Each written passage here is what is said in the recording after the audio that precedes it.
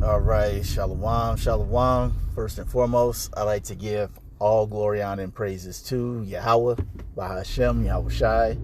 Double honors to the apostle elders, the great millstone who rule well. And salutations to all you brothers out there pushing this word in love, truth, sincerity, and humility. Once again, it's Brother Shati from the Chicago camp, coming back to you with, I hope, is another quick and edifying sit down, just in transit going back home, doing a decent day's labor. But while I was at the gig, I was checking out TikTok to see what was going on, and woo buddy, a lot of sources are saying that the president of Iran is officially in the spirit world, and supposedly he was in a helicopter with some other important people, and there was so much fog that they had to make a landing, but the landing didn't go quite the way that they wanted it to.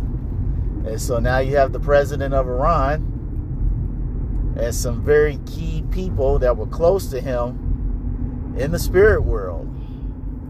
Now,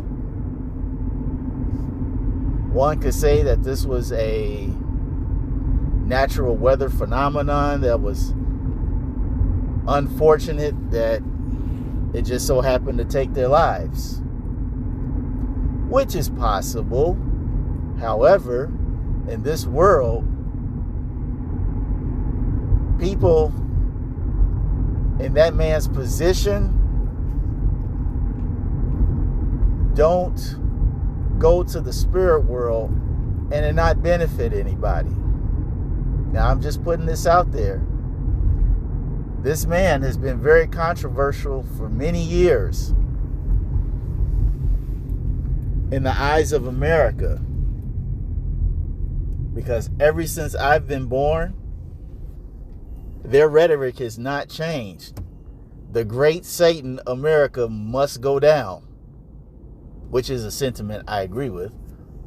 But that has been his sentiment ever since I've been alive, and the sentiment of many of the Iranian people. All right, you also have to take into consideration that this man was starting to develop relationships with world leaders of different countries that definitely did not benefit America, i.e. the BRICS nations.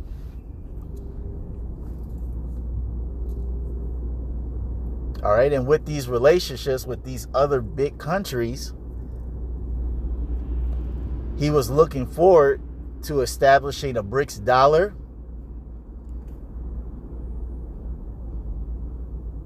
and most importantly, nuclear capability, which they probably already have now.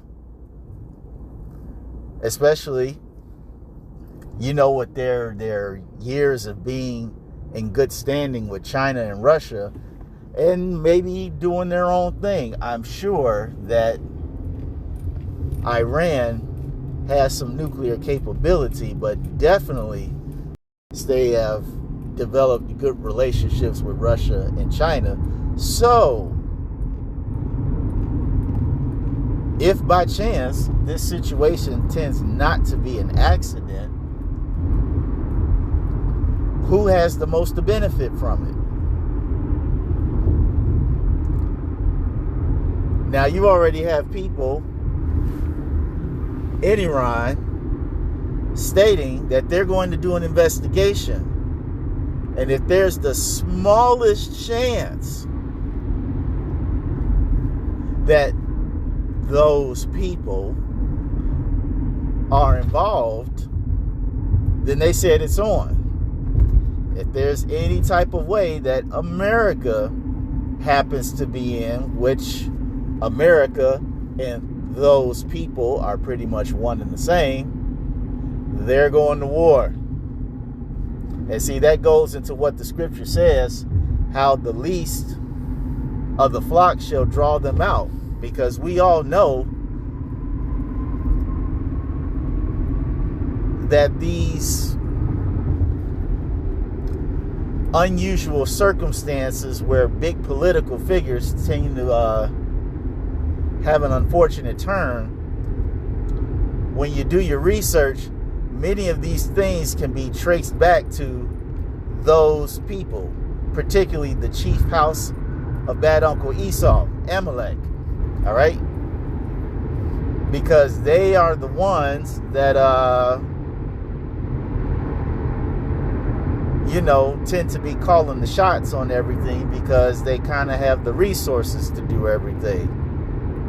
And that's all part of the Bible too. According to Job 9:24, the earth is given into the hands of the wicked. And who is the wicked? Bad Uncle Esau, spearheaded by their tribe, the head tribe, those people.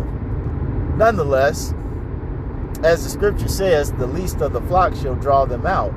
And when this investigation gets done, through the Spirit, I perceive that they will find out that those people are probably behind it. And see, this is going to definitely escalate tensions in the world and tensions to get this WW3 going. As the scripture says, the second woe is past, and the third woe cometh quickly. And the third woe has to come quickly in their eyes, because they want to have this whole thing wrapped up by 2030. So in order for them to have their enterprise, as the scripture says,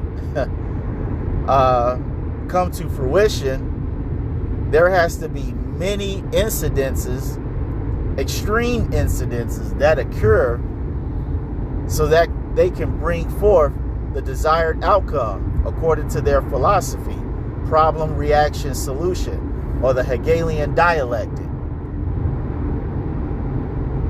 And see, this is going to cause a lot of countries to separate themselves from America. And see, that's even a prophecy when you go to the Revelation, how it talks about how the beast shall hate the whore.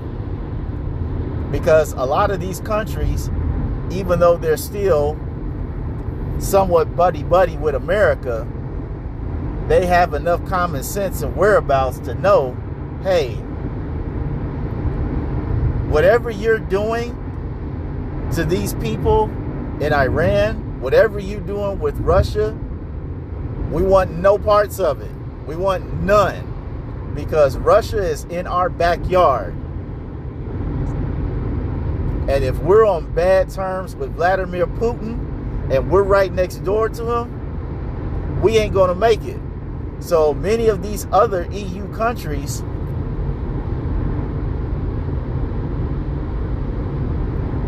are not trying to have any type of hostility with Putin. But as I mentioned earlier, when this investigation gets through, and like I said, I say this as a man, when it is found out that those people and America had something to do with it, you're going to see a lot of countries quickly separate themselves from America. And this is going to put America in a dire situation, because eventually it's going to get to the point where their only so-called ally is going to be Israel.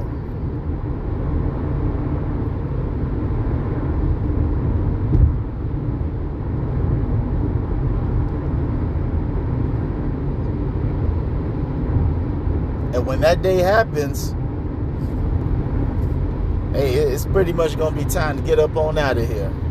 But, just thought I'd share that early breaking news and just my comments on the whole thing. But this is definitely going to be something to keep your eye on, especially now since Iran really doesn't have any leadership. I guess the vice president would have to step up, and then they would have to hold their elections. But I'm sure in the meantime, there's a high possibility that there could be